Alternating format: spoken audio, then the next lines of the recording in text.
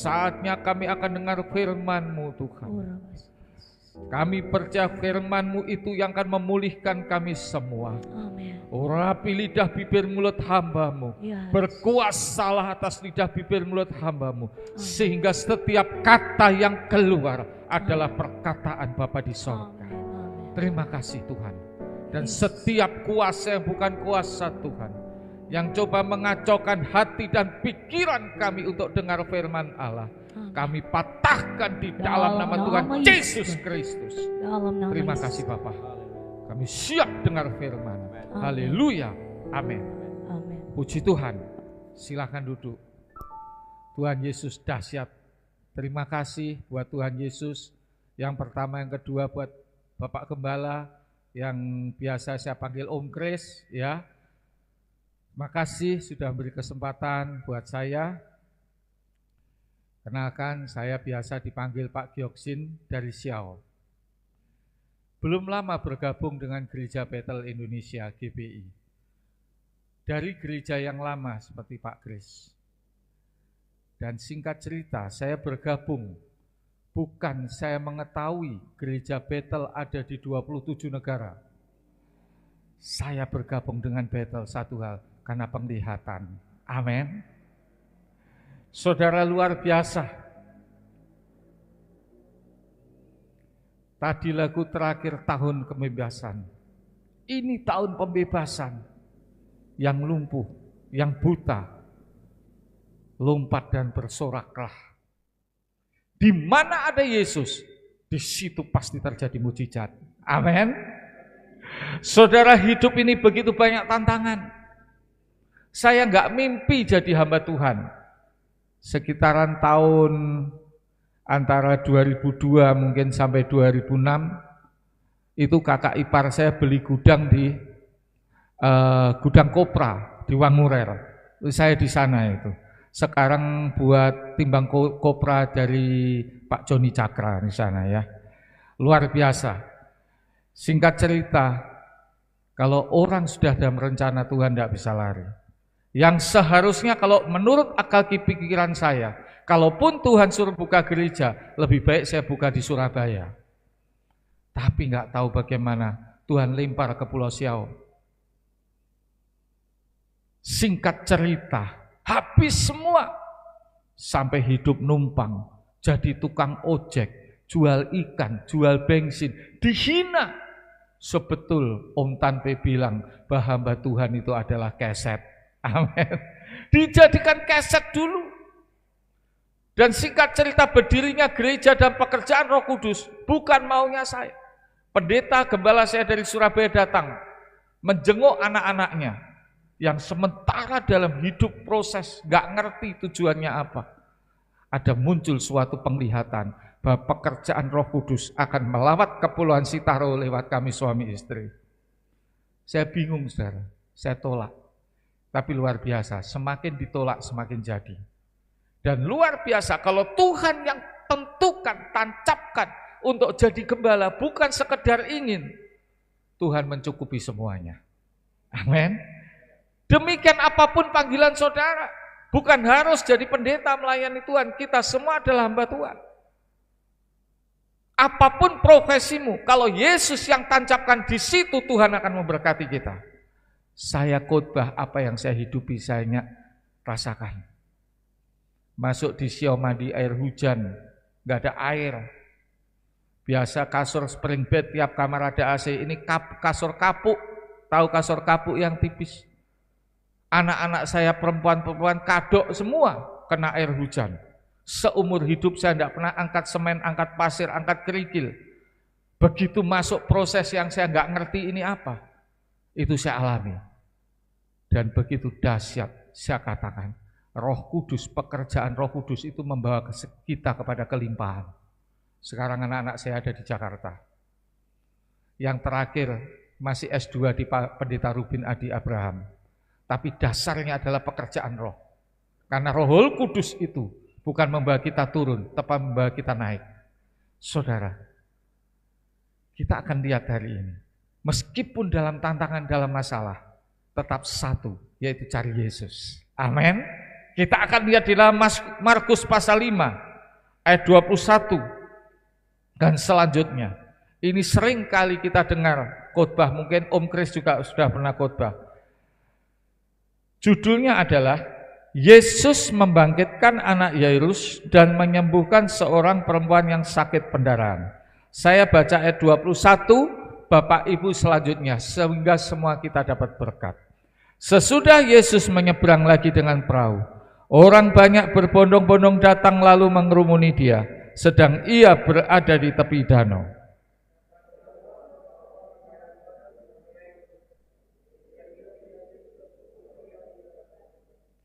Dan memohon dengan sangat kepadanya, anakku perempuan sedang sakit, hampir mati.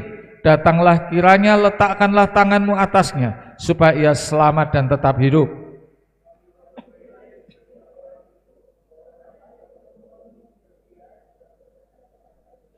Adalah di situ seorang perempuan yang sudah 12 tahun lamanya derita pendarahan.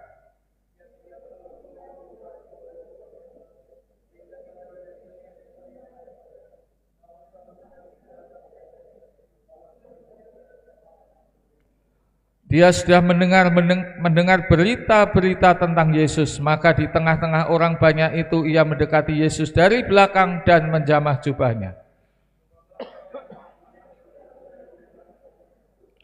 Seketika itu juga berhentilah pendarahannya dan ia merasa bahwa badannya sudah sembuh dari penyakitnya.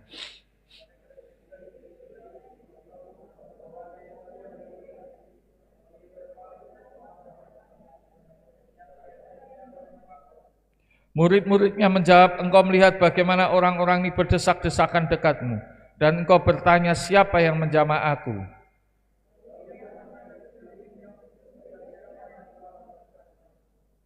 Perempuan itu yang jadi takut dan gemetar.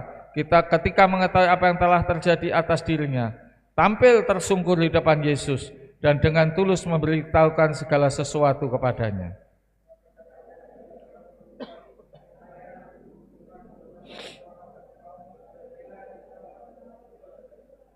Ketika Yesus masih berbicara, datanglah orang dari keluarga kepala rumah ibadat itu dan berkata, anakmu sudah mati, apa perlunya lagi engkau menyusah-nyusahkan guru?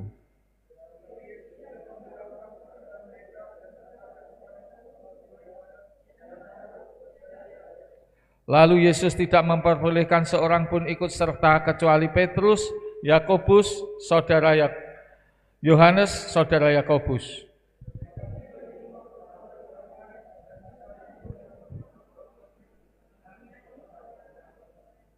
Sesudah ia masuk, ia berkata pada orang-orang itu, mengapa kamu ribut dan menangis? Anak ini tidak mati tetapi tidur.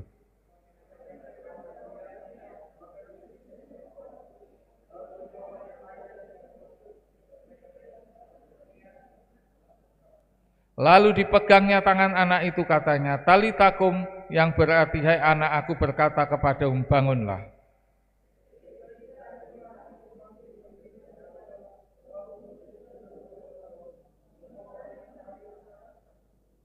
Luar biasa.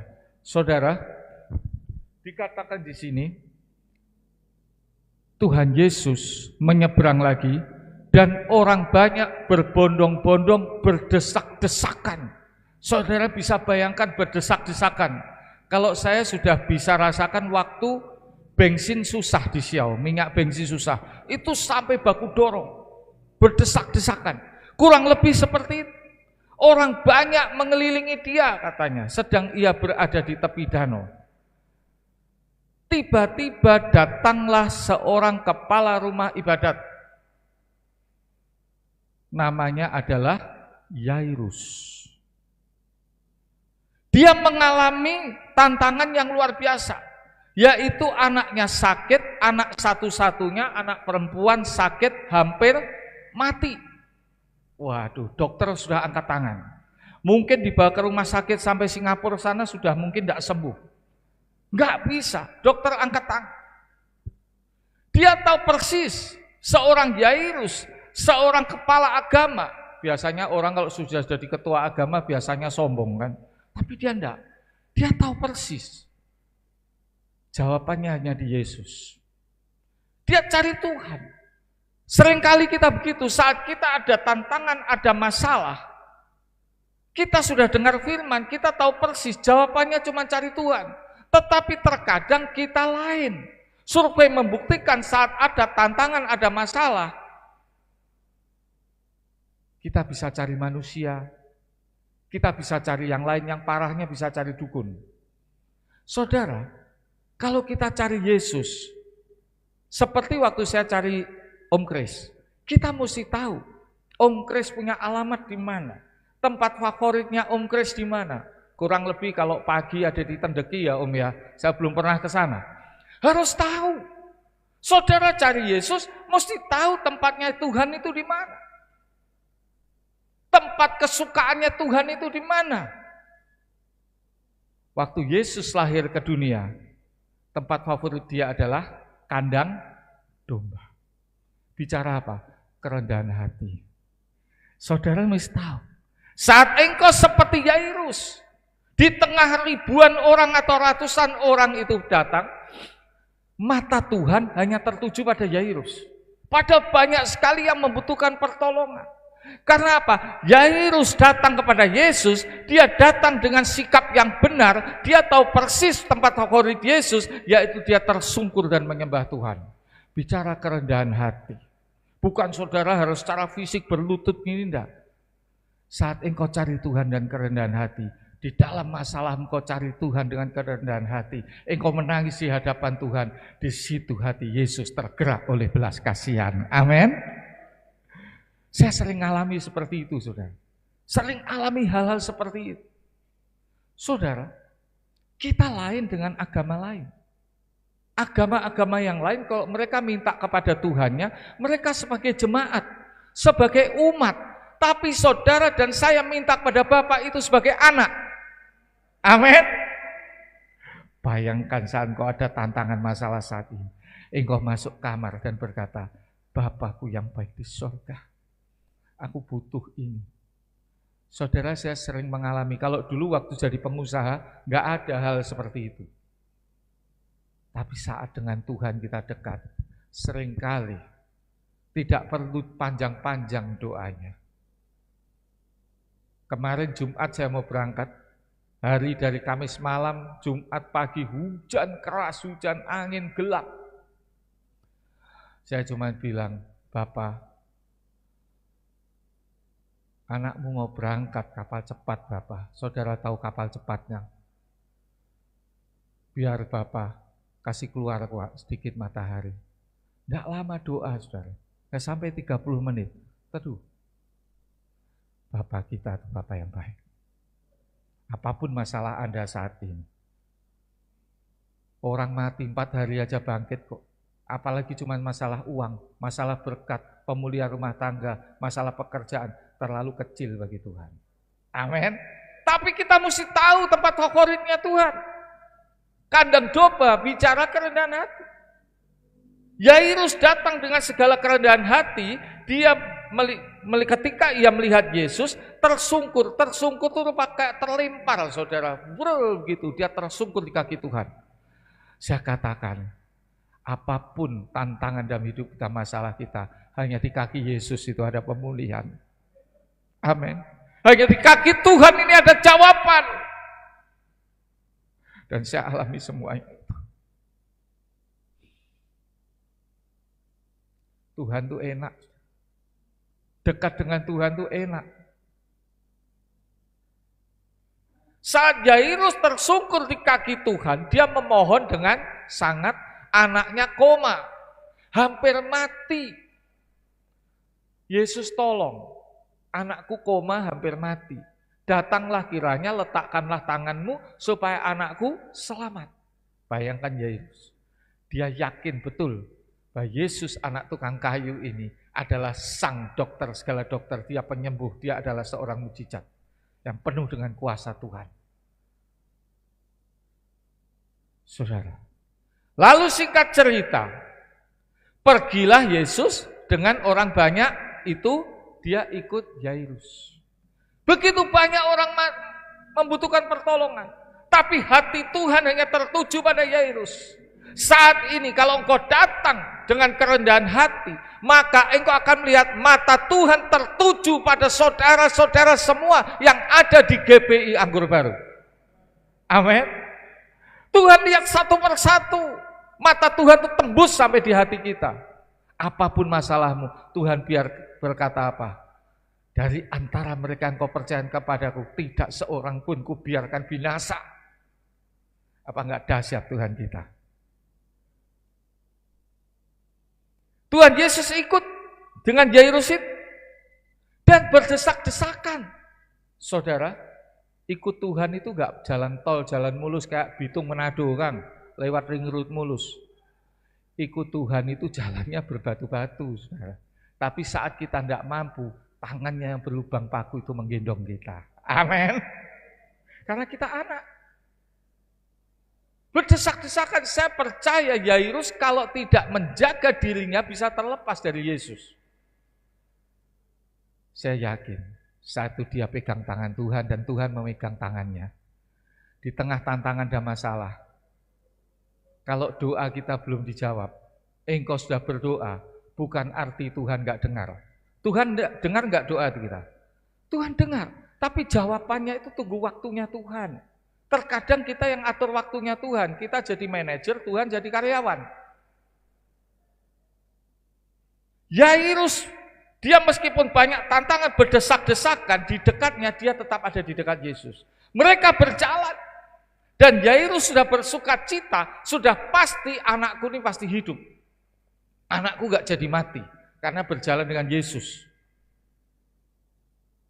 Sementara mereka berjalan, mungkin Yairus sambil memuji Tuhan toh, glory, glory, haleluya, glory, glory, haleluya. Sukacita dia berjalan dengan Yesus. Tiba-tiba di tengah jalan, ada perempuan pendarahan 12 tahun. Dikatakan perempuan ini sudah diobati berbagai-bagai tabib, berarti dia ini orang yang kaya raya, sampai habis duitnya. Mungkin kalau sekarang dia bisa pedagang cingkeh atau pedagang kopra. Sampai habis. Tapi sakitnya tidak pernah sembuh. Kalau bapak-bapak tidak pernah pendarahan kan. Kalau ibu-ibu pendarahan 1 minggu aja sudah loyo. Ini 12 tahun. Dan dikatakan perempuan ini sudah mendengar berita-berita tentang Yesus. Di tengah tantangan yang menimpa dia 12 tahun, telinganya dia pakai untuk mendengarkan berita-berita positif. Bagaimana dengan kita? Saat kita ada masalah, bahkan dalam gereja mungkin ada masalah, tantangan, apakah kita mendengar berita-berita positif atau negatif? Atau berita-berita yang bikin panas? Tetapi kita belajar, telinga kita minta Tuhan, telinga seorang murid, yaitu mendengar apa kata Tuhan. Kalau telinga kita mendengar apa kata Tuhan, ujungnya pasti sukses. Tidak ada kata gagal.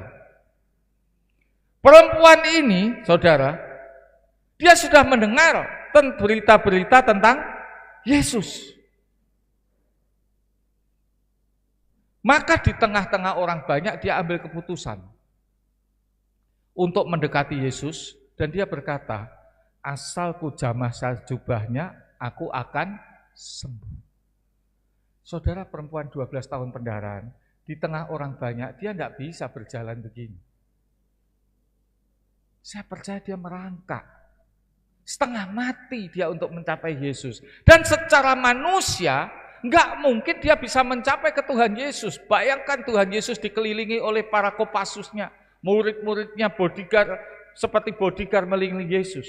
Ada Yairus lagi di situ, ada orang banyak.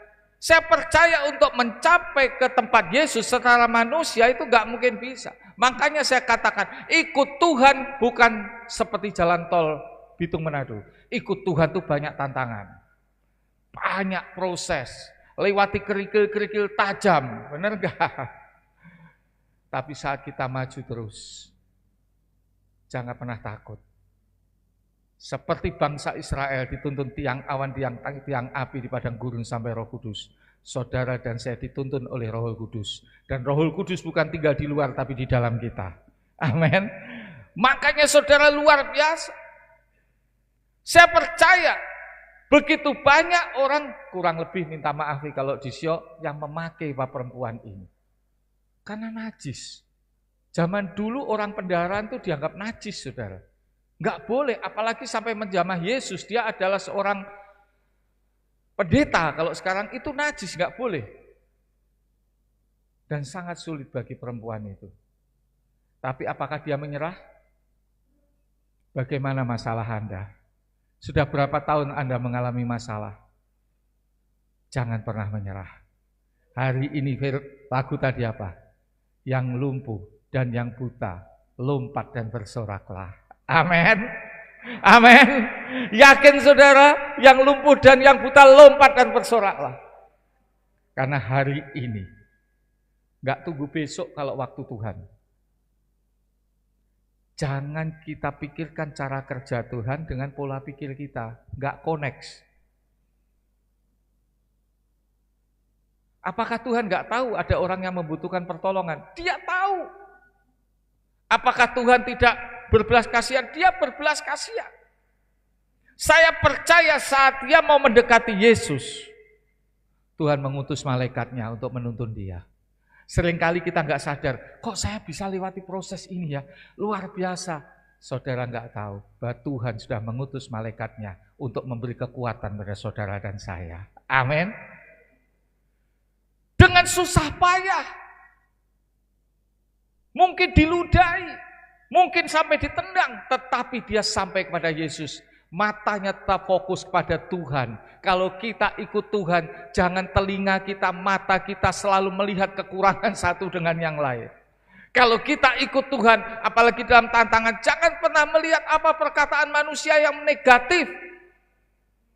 Terkadang manusia yang salah, Tuhan yang jadi korban. Malas ke gereja, malas baca Alkitab, terkadang paling gampang gembala yang jadi korban. Karena pasti nggak balas.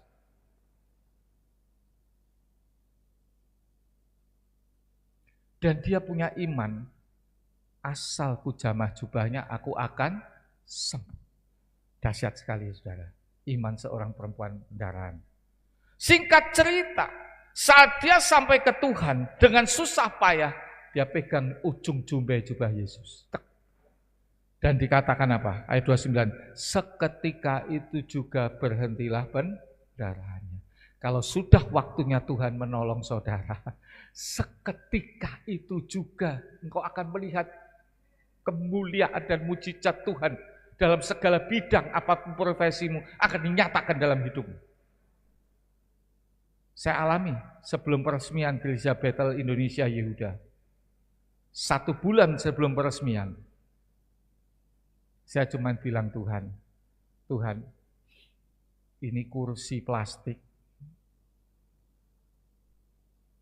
sudah hampir 7 tahun. Kepalanya sudah retak semua.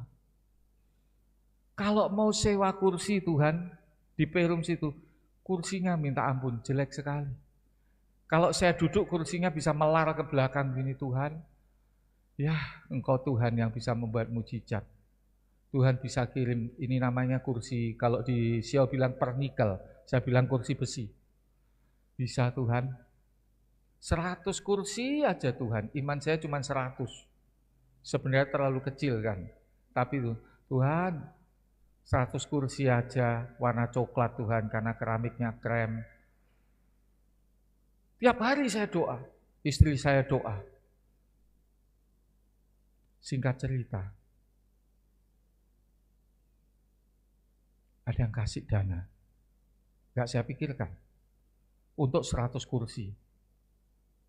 Yang punya pabrik di Surabaya itu masih teman saya. Pak Kris pasti tahu kalau pernah di Om John Bega, Arwan Sunardi.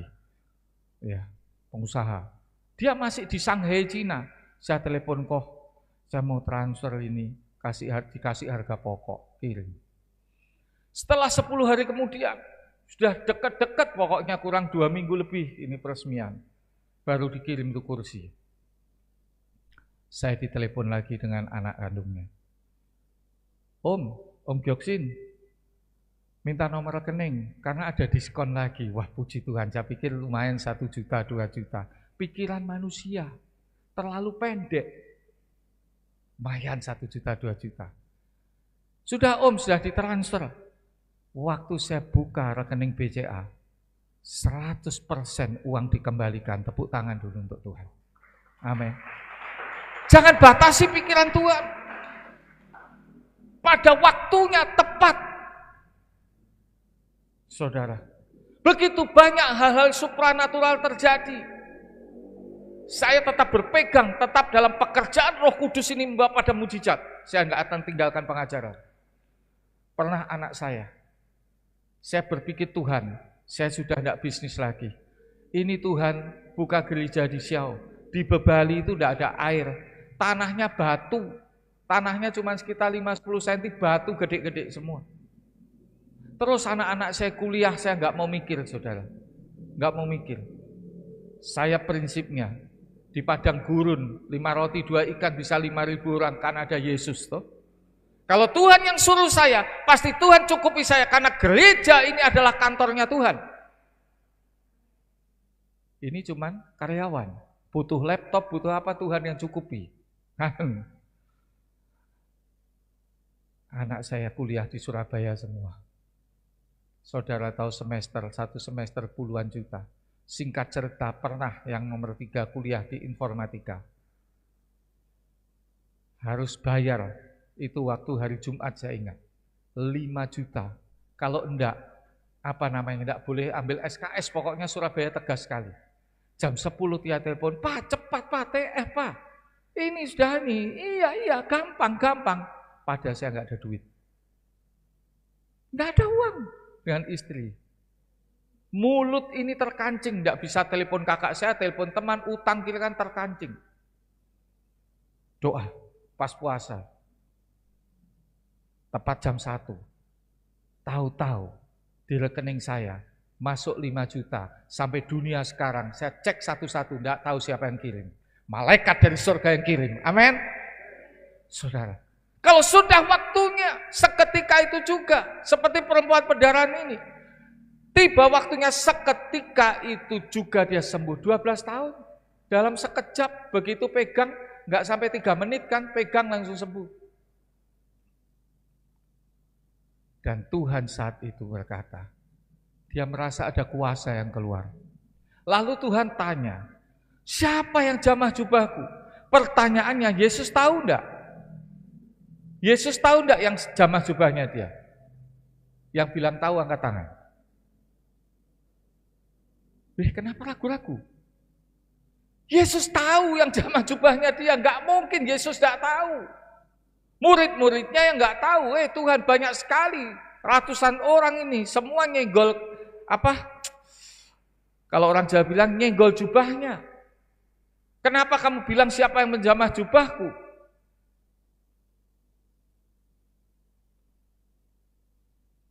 Lalu dia memandang sekelilingnya. Tuhan tuh tahu siapa yang jamah jubahnya. Lalu perempuan itu menjadi ketakutan dan dia menceritakan segala sesuatu. Saudara, saat engkau mengalami pertolongan Tuhan, satu hal Tuhan minta, yaitu kita bersaksi. Benar enggak? Bersaksi ke semua orang bahwa Yesus itu baik. Aku mengalami masalah seperti ini, tapi Tuhan tolong, Tuhan lepaskan. Jangan sampai kita dalam keadaan tekanan menderita, Tuhan lepaskan, dalam zona nyaman, kita lupa akan Tuhan. Mulut kita harus bersaksi. Tuhan mau perempuan ini bersaksi. Dan akhirnya dia tersungkur di depan Yesus, dia menceritakan segala sesuatu kepada Tuhan. Bayangkan, kalau bapak-bapak bercerita kan, mungkin 5 menit boleh cukup. Kalau ibu-ibu bercerita kira-kira boleh cepat atau enggak? Ibu-ibu, kalau bercerita sudah ketemu, apalagi dalam arisan atau dalam ibadah WBI bercerita, pasti itu membutuhkan tempo yang lama. Dan perempuan ini menceritakan segala sesuatu pada Yesus. Mungkin dia cerita, dulu saya pengusaha Tuhan, bla bla bla bla. Duitku habis dan saat ini ketemu Tuhan aku baru sembuh. Lama. Saat dia berani bersaksi mengakui bahwa itu semua bahwa dia yang menjamah jubahnya, Tuhan katakan apa? Pergilah dengan selamat dan sembuhlah dari penyakitmu. Bukan cuma penyakit yang disembuhkan, tapi dia dapat bonus yaitu keselamatan. Amin. Buat apa kita ditolong Tuhan? Miskin jadi kaya, hutang banyak jadi lunas, sakit jadi sehat, rumah tangga dipulihkan. Kalau kita nggak selamat, saat engkau mengalami pertolongan Tuhan, engkau mulai bersaksi tentang Yesus, ada bonus yang luar biasa, yaitu keselamatan. Mati masuk ke surga. Itu yang kita tunggu. Semua kita menunggu. Kita ikut Tuhan tujuannya apa? Bertemu muka dengan Yesus. Masuk pesta kawin anak domba Allah. Amin. Saya bayangkan saudara kalau saya naik pesawat ke Jakarta itu di atas awan. Bayangkan ini sama Tuhan dibikin bagaimana perjamuan kawin anak domba. Karena Tuhan bilang ada di awan-awan. Kita semua rindu ke sana. Oleh sebab itu sungguh-sungguh dengan Tuhan. Dunia cuma sementara. Usia manusia kata 70 tahun, boleh 80, lebih daripada itu penderitaan. Kalau kita bertemu dengan Tuhan, enak sekali. Saudara, masalahnya setelah perempuan ini sembuh, dia sukacita, dia happy-happy pulang. Yang jadi masalah ada Yairus. Pertama, Yairus ada masalah, dapat masalah dia cari Tuhan. Kedua, yang membutuhkan pertolongan cepat adalah Yairus. Anaknya hampir mati, koma. Seringkali kita doa, Tuhan saya ini butuh sekali, tapi kenapa orang lain itu Tuhan jawab? Kok saya belum? Tuhan tahu masalah saya berat, Tuhan berat, gak mampu loh, Tuhan gak mampu. Firman Tuhan bilang apa? Pencobaan-pencobaan yang kamu alami adalah biasa dan tidak akan melebihi kemampuanmu, dan dalam pencobaan Tuhan berikan jalan keluar. Oleh sebab itu firman harus di hati, bukan di sini. Kalau di sini bisa lupa, kalau di hati tidak akan lupa. Saudara, Yairus mengalami masalah. Di sini Yairus diajar oleh Tuhan, disuruh apa? Sabar menantikan pertolongan Tuhan. Saat Tuhan belum jawab doa kita, karena Tuhan mau mempersiapkan sesuatu yang lebih mulia daripada yang kita minta. Sesuatu yang lebih besar Tuhan akan berikan, dan lebih daripada yang kita minta, karena Dia Bapa yang baik. Ketika Yesus masih berbicara, datanglah dari keluarga Yairus mengatakan, percuma katanya, dari keluarga kepala rumah ibadat itu berkata, anakmu sudah mati, apa perlunya lagi engkau menyusah-nyusahkan guru. Wow. Kalau saudara jadi Yairus waktu itu gimana? Kalau kita baca ini gampang. Posisi kita waktu jadi Yairus. Kalau dia tidak kuat imannya, dia bisa kasih salah Tuhan. Itu Tuhan, kita kan bilang anakku hampir mati. Harusnya doa dulu buat anak saya, baru Tuhan sembuhkan perempuan, bicara dengan perempuan 12 tahun penjara.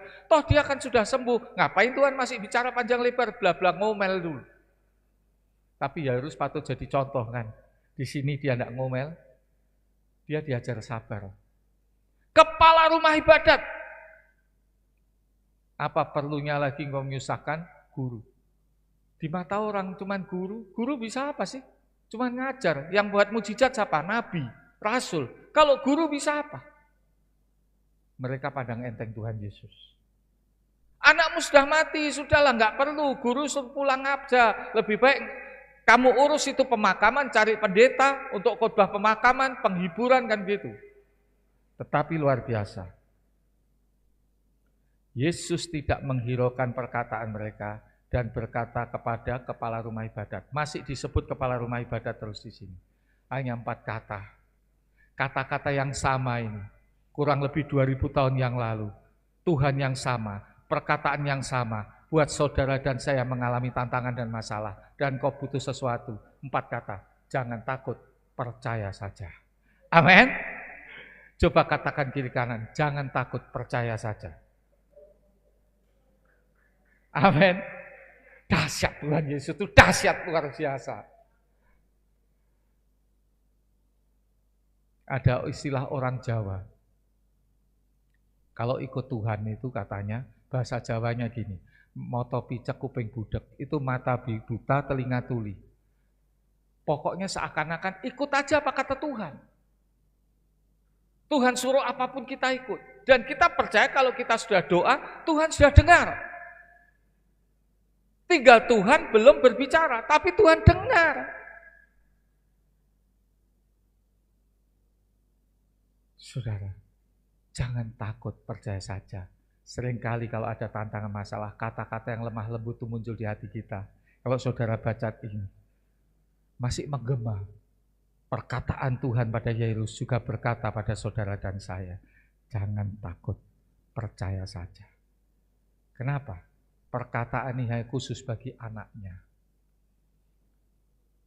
Saudara kalau berkata sama anak kandung kan lain dengan anak tetangga. Anak kandung ya sudah, oke, nanti papa belikan, mari kita ke Mantos, ya, nanti sore percaya ya, pasti percaya. Lalu Yesus tidak memperbolehkan seorang pun ikut serta kecuali Petrus, Yakobus, Yohanes dan Yakobus. Mereka tiba di rumah kepala rumah ibadat, di sana dilihatnya orang ribut menangis, meratap dengan suara nyaring. Saudara, mungkin lain kebudayaan lain. Kalau di kota ya, itu kalau ada orang meninggal, kalau orang Cina namanya maisong atau datang, itu biasa saudara. Kecuali kaum keluarganya mungkin keluar air mata. Tapi di tempat saya lain. Ada orang meninggal, dia di luar bisa ketawa, begitu masuk dia bisa meraung-raung menangis. Dulu sampai merinding saya saudara. Nah, ini kurang lebih seperti itu.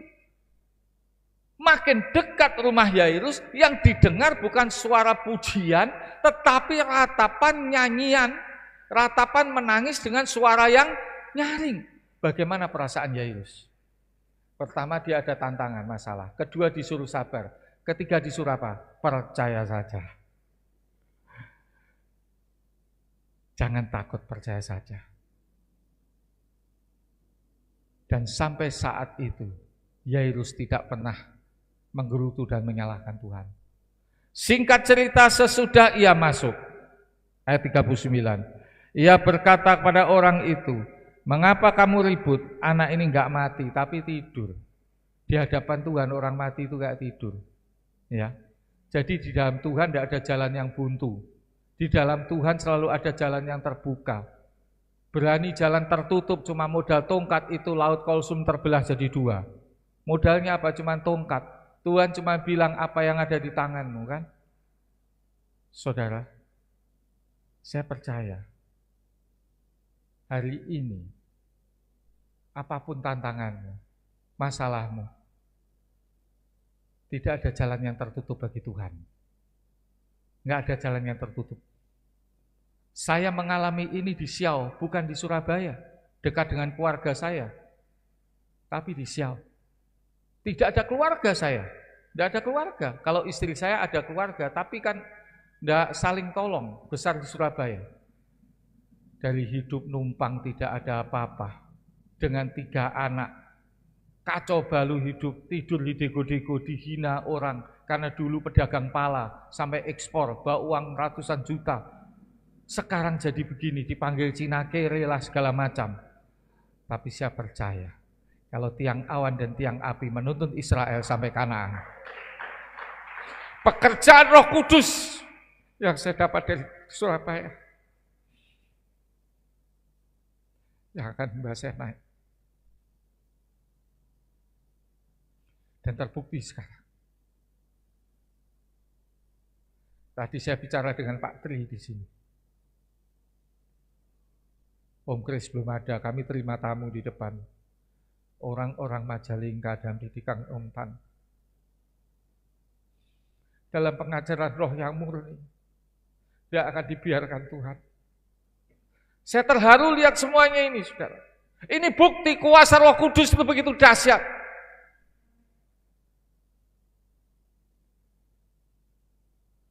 Selalu mulai dari miskin dulu, hancur dulu, dihina dulu, itu kalau panggilan. Saya katakan, saudara bersyukur ada di tempat ini. Karena di dalam pengajaran dan pekerjaan Roh Kudus. Memang di dalam pekerjaan Roh Kudus banyak tantangan, jangan heran. Kadang sikut menyikut di dalam gereja juga terjadi. Karena iblis tidak suka dengan namanya pekerjaan Roh Kudus, apalagi nubuat penglihatan ada dalam gereja, iblis paling gak suka. Selalu dikasih masalah-masalah, tetapi saat engkau kuat, tertancap dalam pengajaran, masalahmu itu kecil bagi Tuhan. Gak mati kata Tuhan, cuma tidur kok dia, padahal udah mati.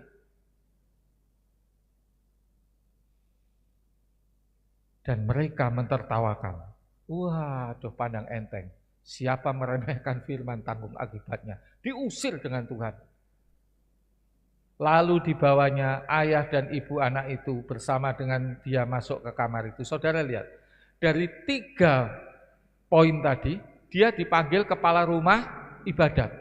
Kepala rumah ibadat. Ketiga masih anaknya kepala rumah ibadah itu mati. Masih dipanggil dengan jabatannya. Tapi terakhir cuma Tuhan panggil ayah dan ibu. Artinya jabatan itu tidak membawa pada keselamatan. Banyak orang gila jabatan. Dan harus ada kesepakatan. Tadi yang menemui Tuhan cuma Yairus, suaminya, papanya, bapaknya. Tuhan mau harus ada kesepakatan dalam rumah tangga. Karena di dalam kesepakatan, doa orang yang sepakat itu menembus kemustahilan. 2-3 orang berhimpun dalam namaku, aku hadir. Dan mereka meminta apa saja Tuhan akan kasih. 2 orang sepakat, orang tua dan anak belum. Gembala dan jemaat belum tentu. Tapi 2 orang sepakat adalah suami istri. Karena engkau bukan 2 tapi 1. Oleh sebab itu rumah tangga, kalau engkau ingin rumah tanggamu diberkati, anak-anakmu diberkati, engkau mengalami hadirat Tuhan terus tiap hari, engkau harus sepakat.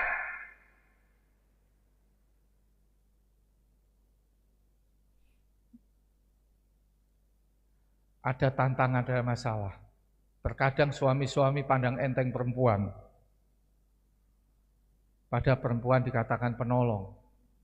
Bahannya aja lebih bagus. Laki-laki diciptakan dari apa? Ada yang bisa jawab? Laki-laki diciptakan dari apa?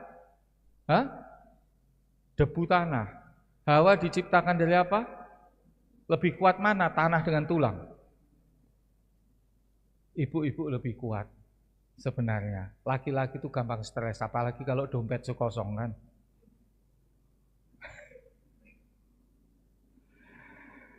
Lalu dipegangnya tangan anak itu katanya, tali takum, yang berarti, hei anak, aku berkata kepadamu, bangunlah.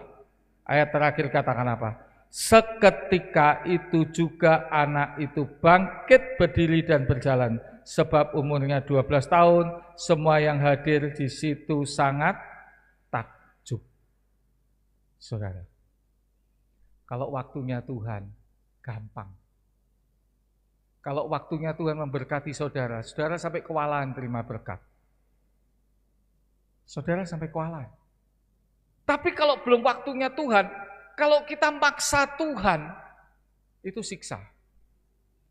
Saya punya prinsip, saya tidak akan menunggu janji Tuhan. Kalau orang menunggu itu capek enggak? Saya cuma belajar percaya. Kalau percaya itu enggak mikir. Kalau percaya enggak mikir. Sudah.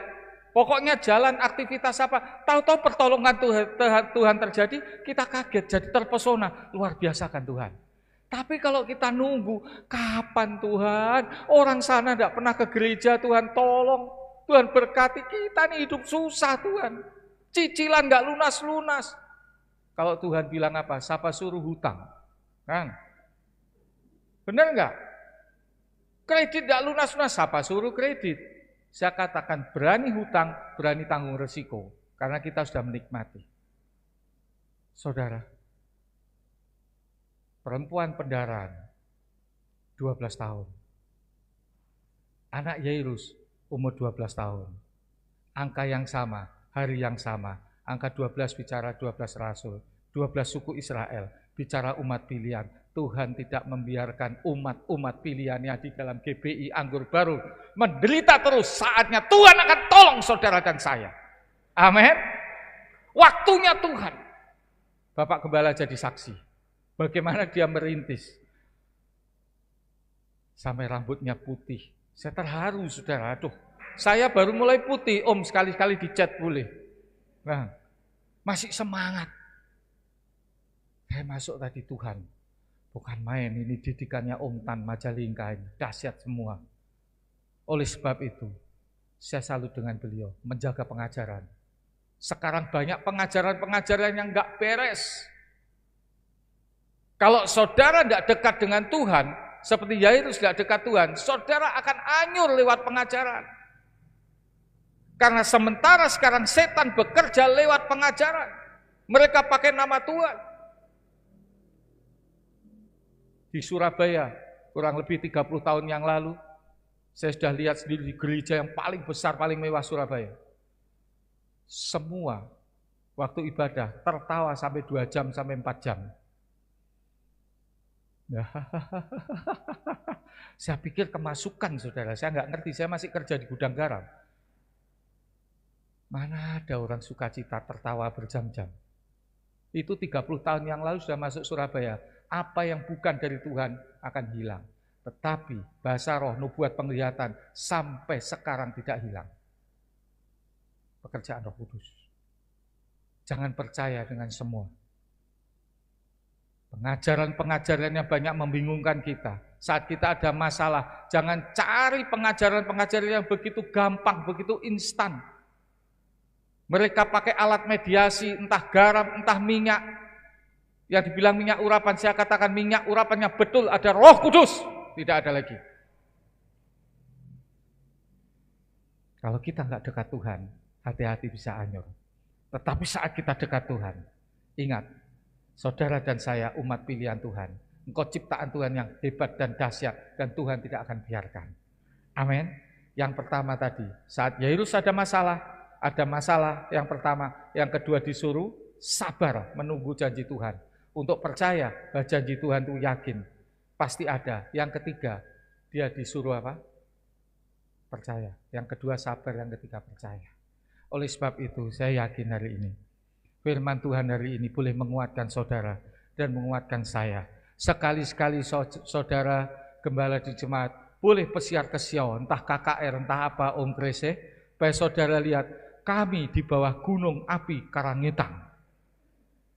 Jadi kalau apinya keluar, tinggal angkat tangan. Ini cuma api di luar. Saya katakan toh api Karangetang, kecil itu di luar. Sadrak, Mesak, Abednego dalam dapur api enggak mati. Karena ada Yesus. Amin. Api apa yang mengganggu saudara? Entah api keuangan atau apapun. Api kepahitan, sakit hati, kasih hilang semua sekarang. Percaya, jangan takut, percaya saja. Puji Tuhan.